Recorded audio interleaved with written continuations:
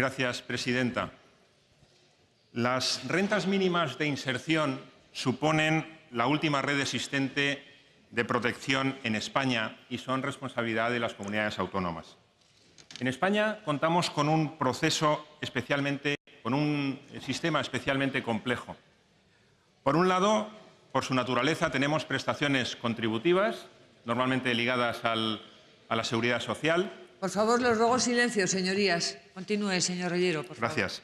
Y por otro lado, pensiones o prestaciones no contributivas o asistenciales. Y también por la participación de los distintos niveles administrativos en su gestión, ya sea de manera absoluta o de manera parcial, como es las de la Administración General del Estado, mediante las prestaciones del SEPE, la de la Seguridad Social o del Inserso y las de las comunidades autónomas.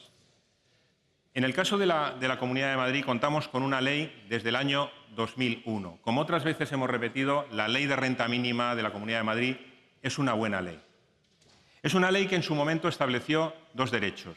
Un derecho a una prestación económica y un segundo derecho a la inserción. Pero, igual que decimos que es una buena ley, es una ley que después de 16 años de vigencia, del 2001, ha demostrado su agotamiento. En el año 2012 se hicieron reformas sobre esta ley que realmente no cumplieron con los objetivos necesarios para adaptarse al sistema, a la situación actual en España. Entre otros aspectos, no da respuesta la ley de 2001 a los nuevos perfiles de pobreza. Por un lado, no da respuesta a los trabajadores pobres, no da respuesta a las nuevas modalidades de familias, como son las familias monoparentales, y no ha contribuido a disminuir un gran problema con el que se enfrentan las personas que están en riesgo de exclusión y que no es otro que la cronificación. Otras comunidades autónomas han hecho cambios en sus respectivas leyes de renta mínima. Es de destacar la comunidad autónoma que es referencia en las rentas mínimas, como es el País Vasco, que desde el año 2008 y posteriormente en el 2011 reformó sus leyes similares a la renta mínima, allí tienen otro nombre, y en el último año ha habido comunidades de importancia comparables a la Comunidad de Madrid, como Cataluña, Andalucía o la Comunidad Valenciana, que también han reformado sus leyes de renta mínima. En todos estos casos se han abordado los nuevos perfiles que mencionaba al principio y han dado soluciones para permitir compatibilizar la percepción de la renta mínima y el trabajo. En el último balance que publica la Consejería de Políticas Sociales en referencia a la renta mínima, el correspondiente al año 2016, dice un dato que me gustaría resaltar. Un 33% de los perceptores de renta mínima en la actualidad llevan más de 5 años percibiendo la renta mínima. Y al mismo tiempo, hace aproximadamente un año, la Consejería realizó un estudio que nos fue presentado en la Comisión de Políticas Sociales, en el que se nos decían algunas cosas que consideramos de importancia. Por un lado, que no se estaba dando respuesta a las nuevas necesidades, que sí que era verdad que estaba dando respuesta a más de 30.000 familias, pero no se daba respuesta a las nuevas necesidades de las familias madrileñas, que la actitud hacia el empleo es mucho mayor cuando la persona llega a la renta mínima que cuando ya transcurren unos años en la renta mínima, que el 70% de los beneficiarios de la renta mínima de inserción tienen experiencia laboral y que el grupo más numeroso es el de las mujeres solas que no pueden trabajar porque tienen que cuidar a su familia. Tampoco quiero olvidarme que durante esta legislatura se han producido notables avances en la renta mínima de inserción. En primer lugar, se ha incrementado el presupuesto de manera muy significativa. Yo creo que en ese sentido hay que destacar que eso ha sido merced a un acuerdo de todas las fuerzas políticas, no ha sido solo el Gobierno el que lo ha impulsado, sino que todas las fuerzas políticas, y en este caso a partir de una moción que presentamos en el año 2015, se han producido un incremento en las cuantías mínimas, en los topes máximos y también en la recuperación de los proyectos de integración que se eliminaron en el año 2012.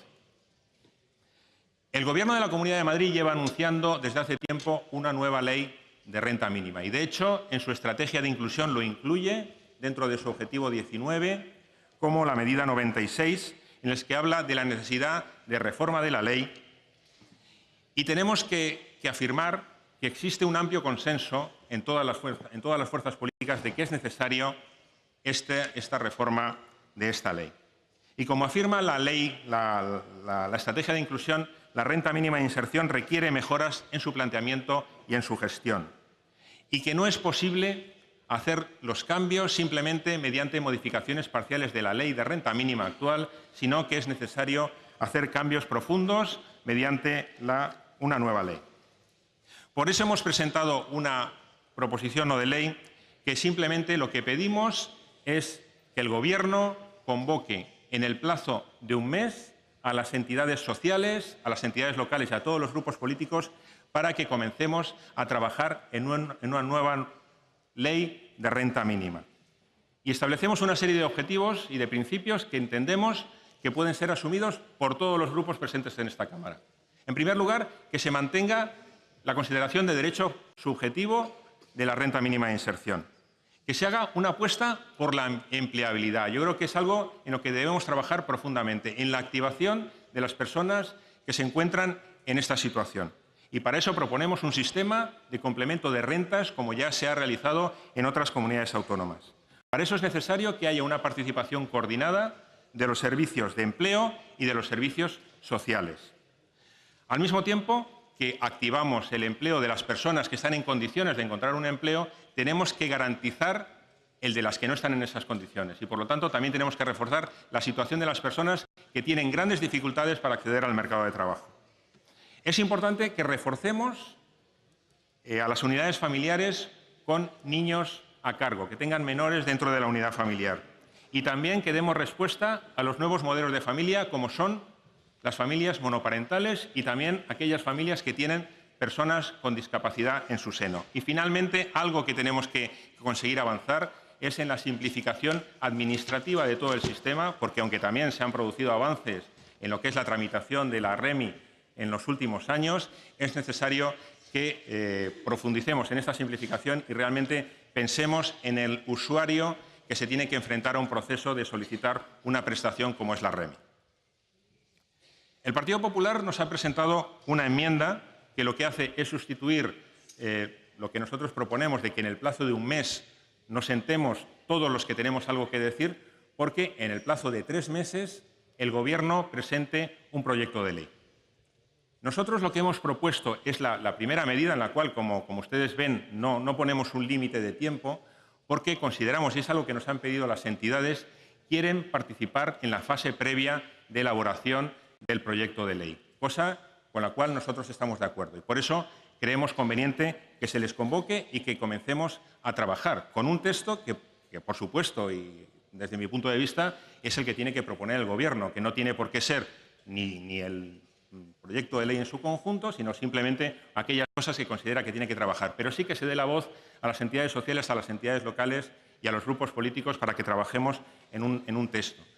¿Por qué queremos hacer esto? Porque consideramos que es importante la participación de las entidades y, en segundo lugar, porque a estas alturas de la legislatura, si no conseguimos trabajar en un consenso previo a la elaboración de una ley, es muy difícil que lleguemos con una ley que podamos aprobar dentro de esta legislatura.